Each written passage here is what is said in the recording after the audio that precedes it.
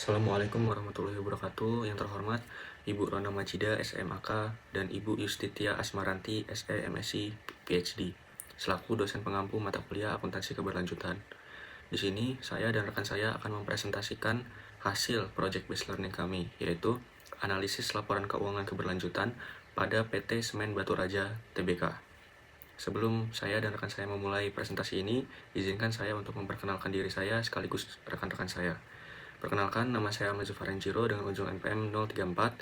Selanjutnya ada rekan saya Rakan Hibri Zerudi dengan ujung NPM 016. Ada Muhammad Afif Zidika dengan ujung NPM 024. Lalu ada Vicky Rafli Islami dengan ujung NPM 094. Yang pertama, saya akan menjelaskan latar belakang mengapa kami melakukan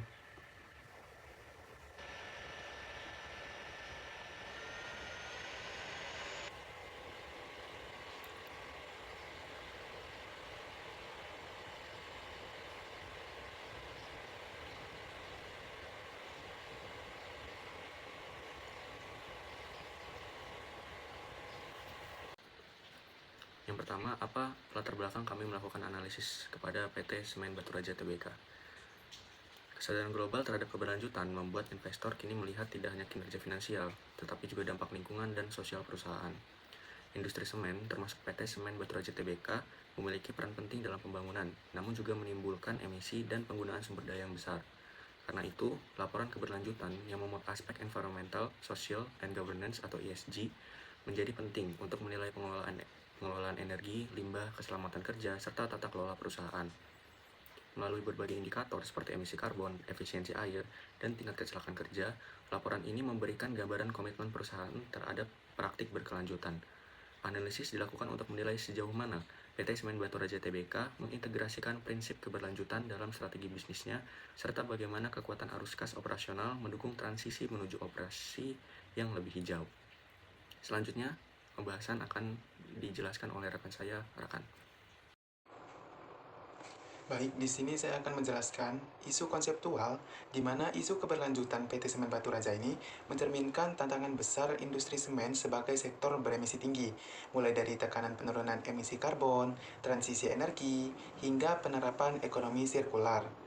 Meskipun PT Semen Batu Raja ini berhasil menurunkan intensitas emisi dan mulai memanfaatkan alternatif well, ketergantungan energi fosil dan volume limbah yang tinggi ini menunjukkan bahwa transformasi rendah karbon masih berada pada tahap awal. Pengelolaan air dan rehabilitasi lahan pasca tambang pun memerlukan pendekatan ekologis yang lebih kuat agar berdampak nyata dan tidak sekedar memenuhi regulasi.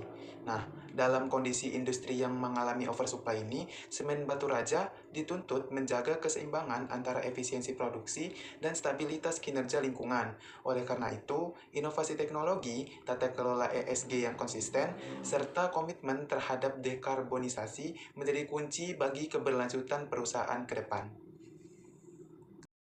Pengembangan teori. Perkembangan teori akuntansi lingkungan bergeser dari fokus tradisional pada biaya moneter menuju integrasi holistik dalam kerangka akuntansi keberlanjutan atau ESG. Berdasarkan teori legitimasi dan teori pemangku kepentingan, akuntansi lingkungan berfungsi sebagai alat akuntabilitas dan legitimasi di mata publik. Tren saat ini menurut akuntansi lingkungan untuk mengukur dampak non-moneter, emisi atau sumber daya, dan bertindak sebagai pendorong nilai strategis, bukan hanya pusat biaya. Menggunakan teori sinyal, pelaporan yang kredibel menunjukkan komitmen perusahaan kepada investor. Tantangan utamanya adalah standarisasi dan integrasi metodologi AL atau akuntansi lingkungan agar menjadi alat strategis yang efektif untuk tujuan pembangunan berkelanjutan. Prinsip-prinsip CSR. Yang pertama yaitu prinsip keberlanjutan atau sustainability. Prinsip ini berpusat pada pencapaian keseimbangan antara kebutuhan saat ini dan keberlangsungan di masa depan melalui komitmen jangka panjang.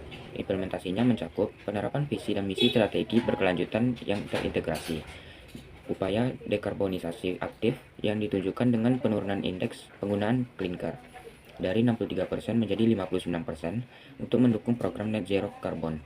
Pengembangan sistem manajemen talenta untuk peningkatan kualitas sumber daya manusia atau SDM. Kedua, prinsip akuntabilitas atau accountability. Prinsip ini menjamin pertanggungjawaban perusahaan atas dampak eksternal dan pengelolaan internal yang baik. Ini dilakukan melalui penerbitan tahunan laporan keberlanjutan sesuai POJK nomor 51/POJK 03/2017. Pencapaian kualitas data yang andal melalui verifikasi eksternal independen oleh PT Sukoflindo menerima tingkat keamanan moderat. Penerapan sistem manajemen risiko integrasi atau ISO 31000/2018 untuk identifikasi dan minimalisasi risiko keberlanjutan. Yang ketiga, prinsip transparansi. Prinsip ini memastikan bahwa informasi material yang diungkapkan secara jelas, relevan, dan dapat diakses oleh pemangku kepentingan untuk memudahkan pemahaman. Mekanismenya meliputi pengungkapan laporan yang mematuhi 8 prinsip laporan GRI atau Global Reporting Initiative, termasuk akurasi dan keseimbangan, penyediaan akses informasi yang luas melalui situs web resmi, termasuk kebijakan vendor dan lelang, penyediaan sistem pelaporan pelanggaran atau WBS yang rahasia untuk mendorong pengaduan pelanggaran etika dan hukum. 2.2.2 Triple Bottom Line. Yang pertama, profit atau ekonomi. Pilar ini berfokus pada penciptaan nilai dan efisiensi operasional yang berkelanjutan, yang terbukti dari peningkatan pendapatan sebesar 2,48% per tahun dan laba bersih sebesar 6,32% per tahun. Keberhasilan finansial ini didukung oleh penerapan sistem pengendalian proses intelijen atau IPCS dan program efisiensi SMBR GO 45. Selain itu, perusahaan memberikan kontribusi ekonomi yang signifikan kepada pemerintah melalui pembayaran pajak sebesar 293 miliar. Kedua, people atau sosial. Pilar sosial mengutamakan tanggung jawab sosial, kesejahteraan pemangku kepentingan, dan keamanan kerja. Ini diimplementasikan melalui kesejahteraan karyawan, seperti lingkungan kerja yang aman dijamin dengan pencapaian zero accident di seluruh area operasional, dan pemberian imbal jasa yang melampaui upah minimum regional atau UMR. Kontribusi eksternal. Perusahaan menyalurkan program tanggung jawab sosial dan lingkungan atau TJSL senilai 2.423 miliar serta menyediakan dana kolaboratif senilai 8,5 miliar untuk mendukung pengembangan UMKM. Environmental cost. Yang pertama, biaya pencegahan. Ini adalah investasi yang dilakukan untuk mencegah timbulnya kerusakan lingkungan di masa depan, seringkali berfokus pada konservasi energi dan lingkungan. Implementasi kunci. Pemasangan pembangkit listrik tenaga surya, atap untuk efisiensi dan transisi energi bersih. Realisasi tahun 2024, total investasi sebesar Rp774.550.000 untuk pengelolaan limbah, konservasi energi, dan keanekaragaman hayati. Yang kedua ada biaya pendeteksian dan pengelolaan internal. Biaya yang dikeluarkan untuk mengukur, mengawasi, mengendalikan dampak, dan mengelola polusi sebelum mencapai lingkungan luar. Implementasi, pemantauan emisi dan kualitas udara, pengelolaan limbah B3 dan non-B3, konservasi air melalui pengelolaan limbah domestik untuk pendinginan mesin, serta revitalisasi dan reklamasi lahan pasca tambang. Realisasi tahun 2024, total biaya sebesar Rp4.340.068.100 yang mencakup berbagai kegiatan pengendalian. Yang ketiga, planet atau lingkungan. Pilar lingkungan bertujuan untuk menjaga sumber daya alam dan mengurangi dampak perubahan iklim. Pengurangan emisi. Perusahaan berhasil melampaui target dengan mencapai intensitas emisi gas rumah kaca dengan sebesar 0,562 ton karbon dioksida per ton semen.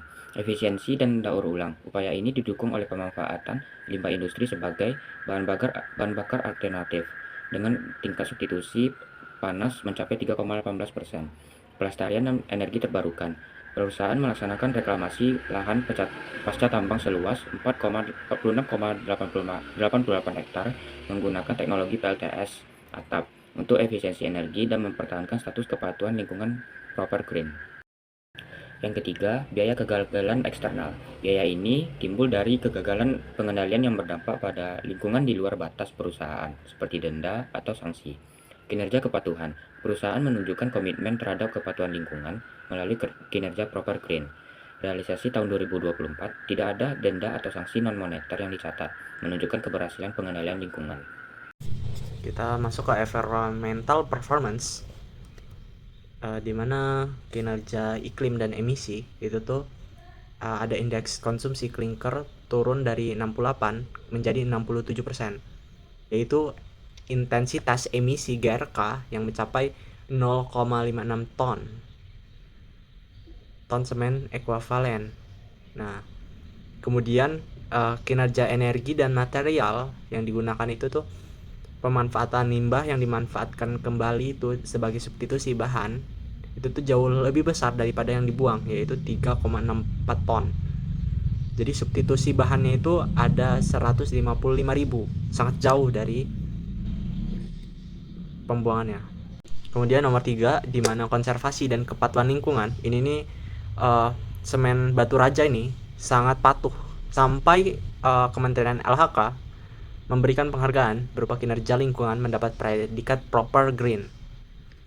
Kemudian 2.25 proper program penilaian peringkat kinerja perusahaan dalam pengelolaan lingkungan, yaitu program evaluasi dari pemerintah Indonesia ini untuk menilai tingkat kepatuhan dan kinerja tanggung jawab sosial.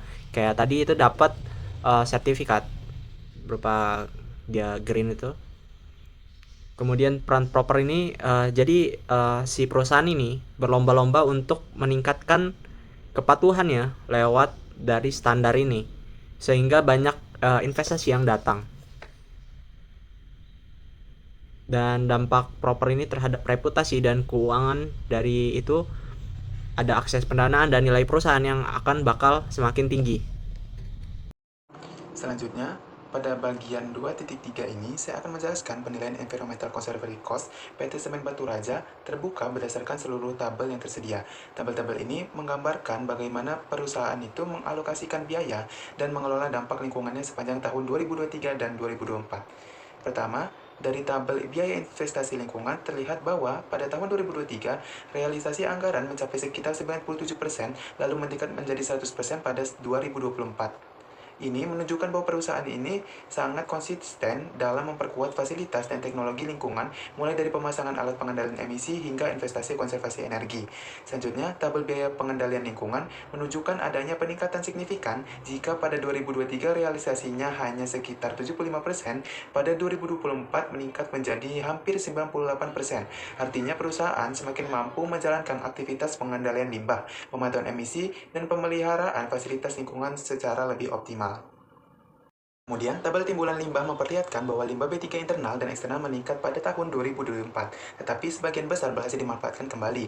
Bahkan untuk limbah B3 eksternal, seluruhnya dapat diolah tanpa ada yang dibuang ke tempat pembuangan akhir. Tantangan justru terlihat pada limbah non-B3 yang meningkat tajam dan sebagian besar masih harus dibuang, sehingga ini menjadi area yang masih perlu ditingkatkan perusahaan. Berlanjut ke tabel pemanfaatan limbah, terlihat bahwa pada 2004 pemanfaatan limbah seperti sludge oil, pelumas bekas, dan fly ash meningkat cukup signifikan. Perusahaan semakin mengarahkan limbah untuk diproses kembali atau digunakan dalam co-processing, yang menunjukkan upaya menuju ekonomi sirkular. Sementara itu, tabel penanaman pohon memperlihatkan komitmen yang meningkatkan dalam rehabilitasi lingkungan. Dari hanya 96 pohon pada 2023, jumlah penanaman melonjak menjadi 994 pohon pada 2024, menunjukkan adanya pencepatan reklamasi dan penghijauan kawasan industri serta tambang. Terakhir, tabel TJSL lingkungan mencatat realisasi dana sekitar 279 juta rupiah untuk kegiatan pelestarian lingkungan. Meski tidak dipisahkan per tahun, angka ini menunjukkan adanya kontribusi nyata perusahaan dalam program lingkungan dan pemberdayaan masyarakat sekitar. Secara keseluruhan, seluruh tabel pada bagian 23 ini menggambarkan bahwa PT Semen Batu Raja terus meningkatkan kinerjanya dalam pengelolaan lingkungan, investasi konsisten, pengendalian limbah semakin efektif, pemanfaatan limbah meningkat, dan kegiatan reklamasi diperkuat. Walaupun terdapat beberapa area yang masih perlu ditingkatkan, perusahaan menunjukkan arah yang semakin baik dalam mewujudkan operasional yang berkelanjutan. Secara keseluruhan, PT Semen Batu Raja Tbk telah menunjukkan komitmen yang kuat dalam menerapkan prinsip keberlanjutan. Perusahaan berhasil mengurangi dampak lingkungan melalui pengelolaan emisi, efisiensi energi, serta pengelolaan limbah yang semakin baik setiap tahun. Investasi dan biaya konservasi lingkungan juga meningkat sejalan dengan peningkatan performa, pengelolaan limbah, dan kegiatan rehabilitasi seperti penanaman pohon. Penerapan konsep ESG, akuntansi lingkungan, dan CSR membantu perusahaan meningkatkan transparansi, akuntabilitas, serta menciptakan nilai jangka panjang bagi masyarakat dan lingkungan. Meskipun masih ada tantangan seperti penggunaan energi fosil dan limbah non-B3, perusahaan sudah berada pada jalur yang positif menuju operasional yang lebih ramah lingkungan dan berkelanjutan. Sebagai penutup, dapat kita lihat bahwa keberlanjutan bukan hanya tuntutan global, tetapi juga kebutuhan penting bagi perusahaan untuk tetap relevan dan bertahan dalam jangka panjang. Melalui analisis laporan keberlanjutan pada PT Semen Batu Raja Tbk, kita dapat memahami bagaimana perusahaan berupaya menyeimbangkan kinerja finansial dengan tanggung jawab lingkungan dan sosial. Semoga pemaparan ini memberikan gambaran yang jelas mengenai peran ESG dalam menciptakan bisnis yang lebih transparan, efisien, dan berkelanjutan. Sekian presentasi dari kelompok 22, terima kasih atas perhatiannya.